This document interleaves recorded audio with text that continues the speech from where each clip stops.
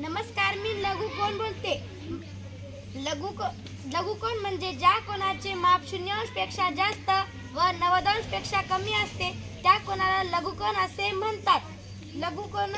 या लघुकोणाचे माप 40 अंश एवढे आहे. या लघुकोणाचे नाव कोन ASB आहे. धन्यवाद. नमस्कार, मी काटकोन बोलते.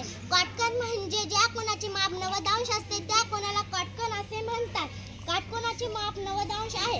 काटकोनाचे नाव कोन DEF हे आहे. धन्यवाद. नमस्कार, मी विशाल कोण बोलते. विशाल कोण म्हणजे ज्या कोणाचे माप 90 अंशपेक्षा जास्त व 180 अंशपेक्षा कमी असते त्या कोणाला विशाल कोण असे म्हणतात.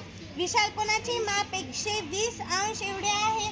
विशाल कोणाचे नाव कोन TRK हे आहे. धन्यवाद. नमस्कार, मी सरळ कोण बोलते. हे सरळ कोण आहे. हे मधली रेषा म्हणजे काटकोन आहे. पहिल्या काटकोनाचे माप 90 अंश आहे व दुसऱ्या काटकोनाचे माप 90 अंश आहे.